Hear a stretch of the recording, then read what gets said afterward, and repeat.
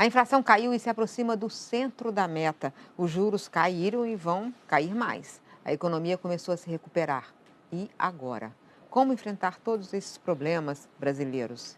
E tem muitos por aí, mesmo a economia se recuperando. Isso é realmente o fim da crise? Como será essa volta depois de queda tão profunda do produto interno bruto? São perguntas difíceis e por isso eu trouxe aqui o craque, Armínio Fraga, economista formado pela PUC, ex-presidente do Banco Central e sócio fundador da Gávea Investimentos. Armínio, primeiro, você acha que esse momento, que é um momento meio confuso, porque tem números negativos, números começando a aparecer positivos, que momento é esse?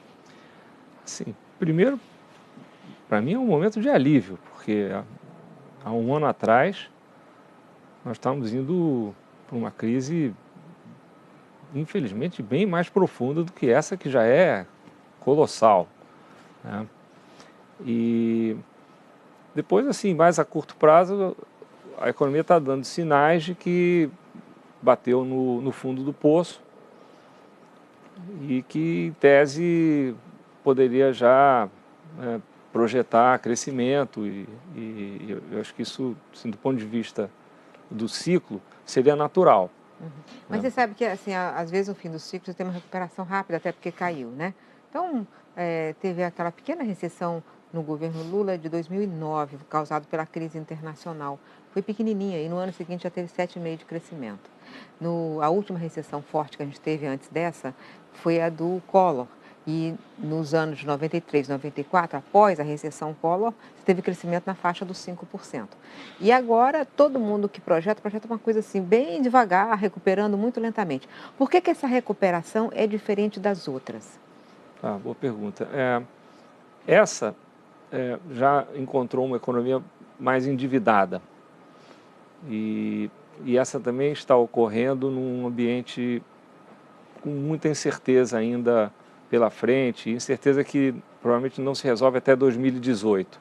Eu digo, Incerteza política, você disse? política é a principal, né? Mas alguma coisa no mundo também, a sensação de que essa fase que durou mais de 30 anos de taxa de juros caindo, depois vários anos com juros zero, a sensação de que os emergentes todos estavam engajados aí numa corrida do bem na economia global, isso tudo também hoje está um pouco ameaçado. Mas eu diria que o principal é aqui dentro e diz respeito à evolução da política, a capacidade do governo manter esse excelente ritmo de reformas que nós temos tido até agora e também lá na frente incerteza quanto a quem será, né, o próximo presidente que vai ter que assumir ainda um quadro difícil, né? Então, uma soma de fatores. Agora você vê, você falou da área política sendo a mais complicada. De fato, quer dizer, toda hora tem uma surpresa, tem um movimento no Congresso, de uma lei estranha, de uma proposta estranha. Mas dentro do governo mesmo, você tem várias pessoas citadas na Lava Jato. Elas podem se transformar podem ser denunciadas, podem virar réus. Então tem muita coisa, muita turbulência e episódios que podem acontecer dentro desse conjunto governo Lava Jato. E é o mesmo governo que está conduzindo uma pauta muito difícil de reformas necessárias, mas algumas provocam muita reação de grupos da sociedade. Como é que é possível um governo com essa fragilidade tocar uma pauta tão exigente? Sim, eu arriscaria dizer que isso tem a ver com o grau de consciência do tamanho do problema que nós estamos enfrentando. Então há hoje uma consciência de que o populismo deu errado, de que deixou sequelas gravíssimas, daria para falar assim, um programa inteiro sobre isso, e que chegou na hora de mudar, e mudar requer, de fato, providências mais profundas, que no fundo, durante esse período do populismo, eram tidas como desnecessárias. Assim, para que nós vamos fazer isso se está tudo indo tão bem? Né? Aquela ilusão. Eu acho que é por aí. E aí eu acredito que a economia se comporte razoavelmente bem, apesar da política, enquanto for possível manter esse ritmo de trabalho. Quer dizer, claramente claro, o judiciário está cuidando dos assuntos ligados à Lava Jato e outros, mas o Congresso tem votado, tem abordado questões de primeira ordem de importância, né? Agora vem a reforma da Previdência, hoje mesmo na imprensa já se fala em reforma tributária, também seria um salto de qualidade para a nossa economia. Enquanto esse trabalho não for afetado por todo o resto na política, a coisa anda. Se em algum momento isso parar, aí nós podemos ter, não digo voltar a uma recessão como a que tivemos, mas ter uma recuperação mais fraquinha como essa por um tempo. Se as coisas andarem, eu não descarto, como muita gente, que o crescimento vá se acelerando gradualmente. Aí nos próximos anos, né? Mas a gente tem uma pedra no meio do caminho, que é a crise fiscal, né? A gente está numa crise gravíssima. O déficit público é alto e permanecerá alto durante muito tempo, o déficit primário, o que significa que a dívida pública vai continuar subindo. E aí, eu queria que você olhasse para frente para esses indicadores, assim, até quando vai subir a dívida e como é que isso aí, uma dívida crescendo, casa com o sentimento de que o pior passou. Hoje nós estamos vivendo uma certa lua de mel com, vamos dizer, a não loucura do governo anterior. Quer dizer, e também, como eu já disse, com o que está se fazendo, que não é pouco. Se as coisas todas andarem bem, se não houver nenhum problema, nenhuma casca de banana natural ou autoimposta aí ao longo do caminho, essa trajetória da dívida ainda cresce pode chegar até 90% do PIB e depois cairia. O que me preocupa é justamente o que você disse, que assim, eu acho que esse é um caminho com pouca margem de manobra, pouca margem de segurança, melhor ainda. Porque o teto dos gastos, ele só vai começar a produzir, ele se obedecido, vai começar a produzir um saldo primário daqui a 5 anos, coisas assim. E nós... Então, só daqui a 5 anos você sai, então, do aí, negativo. Quatro anos, talvez. 4 anos que seja, no melhor cenário, então significa que você continua alimentando a dívida. Continua, e por isso que ela vai sair aí dos 75% onde está agora e continuar crescendo. Você acha que chega a quanto? Você já fez alguma projeção? Projeções que vão de 80% a 100%. Então, pega um número aí no meio, acho que é um número razoável. Quer dizer, 90% a dívida pode chegar. E é uma dívida cara como essa? Caríssima. Pois é, nesse ponto o Brasil é, de fato, uma aberração no quadro global. A nossa taxa de juros segue sendo muitíssimo alta e aí o juro composto machuca muito. Então, assim, o ideal, ao meu ver, seria começar já a tomar providências quanto a isso, fazer um ajuste rápido. Inclusive porque isso daria mais espaço ainda para o juro cair. Quer dizer, esse sonho do Brasil chegar um dia a ter um juro mais normal, um sonho pessoal meu de muitos anos, tendo me envolvido nesses debates e várias vezes tentando entender, né, essa loucura que isso poderia estar mais próximo se o governo fizesse um ajuste. Eu, inclusive, não teria medo do impacto de um ajuste mais forte agora, justamente porque há espaço na política monetária. Ao contrário de outros países no mundo que têm um juro hoje próximo de zero, tem tido dificuldade em expandir a política monetária, nós não temos esse problema, ao contrário. Então, daria para fazer muita coisa aqui. O economista André Lara Rezende provocou um debate grande no país nos últimos dias, últimas semanas, com um artigo em que, em grande parte dele, é muito difícil para ser compreendido pela maioria das pessoas, a não ser os economistas especializados, conseguem entender a parte em que ele fala sobre a mudança teórica que está havendo no mundo na área da política monetária, mudando seus fundamentos. Então, portanto, a taxa de juros alta ela não conseguiria reduzir a inflação, mas acaba provocando mais a inflação. Então, isso provocou uma grande discussão e você chegou a dar entrevistas, escrever artigos e você participou desse debate intensamente. Eu sei que vocês são amigos lá da PUC, mas tem uma longa divergência dentro da PUC sobre se há algo a fazer mais fundamental na área de derrubar os juros no Brasil de forma consistente para números muito mais próximos do que os números no mais próximo do que o mundo, né? Como você disse, você faz parte desse debate, mas o fato é que o Brasil permanece com juros completamente anômalos. Permanece. A história não é nova, nem aqui, nem lá fora. Existe uma literatura que estuda as relações entre a política fiscal e a política monetária e que sugere que, em certos casos, assim, muito extremos, principalmente quando a taxa de juros está no zero, a política monetária pode ter um resultado inverso do que seria o usual. Eu não acredito que isso seja o caso, certamente não é o caso aqui. Essa coisa da dominância fiscal gera um pouco essa mesma resposta. O que é isso? Um governo está tão endividado que ele, quando aperta a política monetária, o juro sobe e aquela bola de neve que você comentou antes domina o efeito da política monetária na direção oposta. Claramente o que aconteceu aqui nos últimos trimestres sugere que esse não é o caso. Assim, isso é uma discussão fascinante.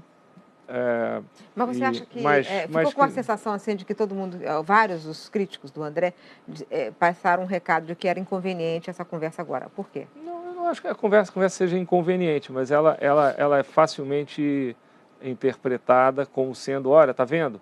Tem um bando de malvados lá no Banco Central, e não é de hoje, e o juro está alto porque eles querem. Quando está mais ou menos claro que o governo brasileiro escorregou feio na área fiscal, né, a partir aí do final do período Dilma Rousseff, e que isso tem tido um impacto enorme em muita coisa, inclusive na taxa de juros. Então, assim, a discussão é um pouco hoje, agora que as reformas estão andando, aparece alguém que sugere que, de repente, existe um caminho mais fácil, não doloroso, sabe? Você está precisando perder uns quilinhos, não precisa fazer regime, não. Toma aí uma cervejinha e tem umas ervinhas aqui, vai ficar tudo bem. E não é isso. O André não colocou desse jeito, eu estou assim, exagerando um pouco, mas não muito. Mas é mais do que isso. Quer dizer, existe às vezes aqui no Brasil, não creio que o do André, mas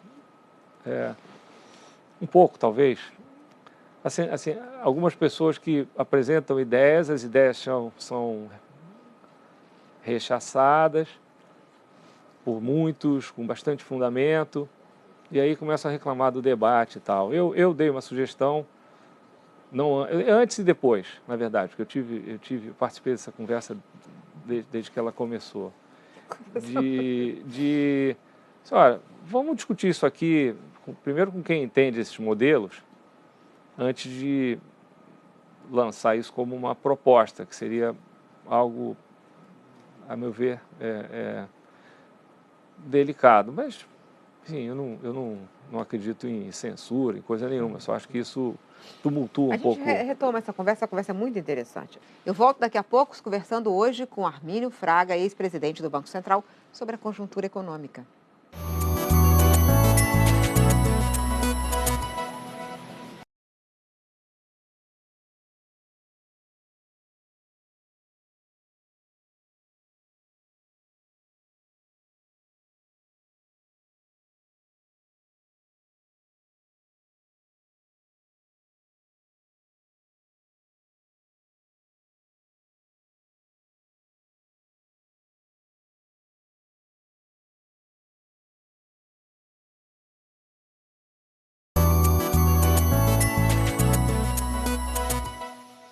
Hoje estou entrevistando Armínio Fraga sobre a conjuntura econômica do país.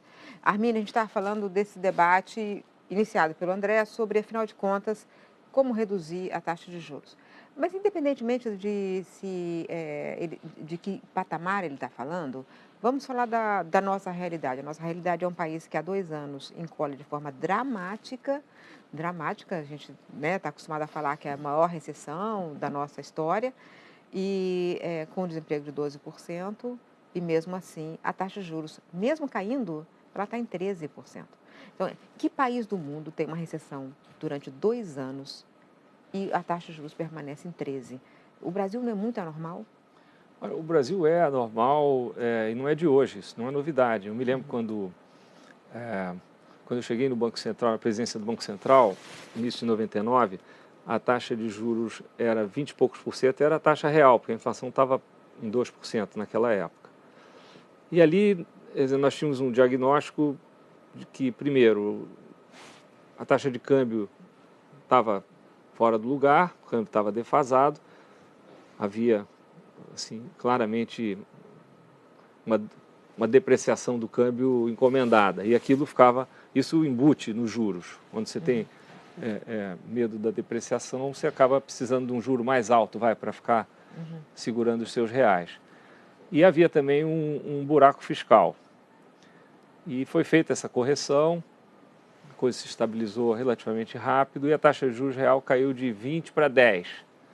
Nós acreditávamos, a partir dali, que ela cairia para 5, que seria um pouco acima do que se tem no Chile, no México, onde na época você tinha 2%, 3% de juro real, deveria cair a partir da constatação de que o Brasil estava arrumado, a coisa fiscal ia bem, o sistema financeiro era um sistema saudável e assim por diante. E caiu até para um nível um pouco abaixo desse. Eu, infelizmente, acho que nós não conseguimos manter a casa em ordem por um período suficientemente prolongado para inverter essa equação e a taxa de juros caminhar mais para um nível, vamos dizer, mexicano, que seria bem razoável, 3% real, 2% real, uma coisa assim. E eu continuo a acreditar nisso. Eu acho que nós temos um mistério de por que isso demorou tanto tempo. Que eu saiba, não há nenhum estudo assim mais aprofundado. Até hoje eu estou fazendo uma pesquisa acadêmica assim, muito detalhada desse longo período nosso, coautoria com o Tiago Berriel, que hoje está na diretoria do Banco Central, mas antes estava na PUC. E não há dúvida na minha cabeça que uma parte importante, talvez a mais importante, é ter um governo arrumado com as contas em dia. Então, nesse ponto, não há discordância entre ninguém, eu não creio. Esse ponto todo mundo acha que é preciso então, assim, fazer o ajuste fiscal. Eu acho que o assunto não é novo, a taxa de juros é alta aqui, não é de hoje. O grosso da resposta vem daí. A pergunta é se existe alguma coisa a mais, alguma forma diferente de fazer política monetária, alguma coisa exótica. E eu penso que isso é razoavelmente consensual. Acho que a resposta é não. Mas vamos ainda na ortodoxia, ou seja, sem fazer nenhuma nova proposta. O fato é que, nesse momento, a inflação está caindo muito, ou seja, o juro real está subindo. Então, o juro real está subindo e o governo e o Banco Central está reduzindo a taxa de juros, mas 0,75, 0,75. Você não acha que tem que cortar muito mais forte, exatamente porque a inflação ela caiu além até do que os economistas estavam prevendo? Esse eu acho um bom debate, eu acho que está mais conectado com a nossa realidade. A taxa de juros fez parte de um conjunto de respostas de política e da economia que derrubaram a inflação. Mas nesse período você de fato viu uma queda da inflação de 2 dígitos para hoje aí chegando a 4,5%. Uma queda espetacular. E então a pergunta é se o Banco Central deveria acelerar ou não os cortes, chegar nesses 10% ou 9,5% que já se projeta, e a pergunta aí vem também, mas será que 9,5% não é alto? A minha leitura é que o Banco Central tem uma dose de razão em ser um pouco cético com relação a essa cura milagrosa rápida e fazer isso ao longo de algumas reuniões. Mas eu não acredito que haja na cabeça do Banco Central qualquer limite. E se, inclusive, o governo pudesse fazer um pouco mais na área fiscal, eu acredito que o resultado final, em termos de taxa de juros, seria surpreendente. Se cabe ao Banco Central agora acelerar ou não os cortes, acho que é a discussão relevante aqui no momento. E eu acho que o Banco Central está indo num ritmo bom, mas tem um certo achismo nisso aí da maioria das pessoas. Pois é. O que você acha do movimento do dólar? Ele estava 4,10, perto de 4,10. Chegou a bater 4,10, fechou em 4,4 há um ano atrás. E agora, essa semana, na terça-feira, ficou abaixo de 3,10, ficou Isso. 3,9. Ah, assim, Essa foi uma queda forte, apesar das oscilações, uma queda forte. Tem algum motivo e tem alguma tendência? tem. Então, ali, primeiro, 4,10 era um 4,10 a caminho de 5, 6. Porque se você se lembrar, em 2002, quando houve o pânico com a chegada do Lula, o câmbio foi a 4 Você era presidente do Banco Central, eu era inclusive. presidente do Banco Central. Chegou a 4 lá atrás, de lá para cá nós tivemos muita inflação. Mas então, se o país tivesse seguido na trajetória, vamos chamar de Dilma, nada pessoal, mas só para descrever, eu acho que o câmbio ia de 4,10 para 5,10 para 6 e a coisa ia ficar muito pior do que ficou, como a gente já falou. A queda, eu acho que tem a ver com a mudança na condução da economia e, recentemente, também com uma subida do preço das commodities bastante relevante. Quer dizer, nos últimos meses, o minério de ferro dobrou do preço mais baixo que ele chegou a atingir, o preço do petróleo subiu, que é importante para nós. Você acha que começa então, a melhorar, inclusive, esses indicadores internacionais para nós, para a economia brasileira? Esses melhoraram já e explicam uma parte dessa valorização aí do real também. Né? Então, tudo bem, essa tem que ser combatida com mais disciplina fiscal para poder ter um juro mais baixo e ter menos desse dinheiro rápido que vem para cá porque, de fato, recebe essa taxa de juros.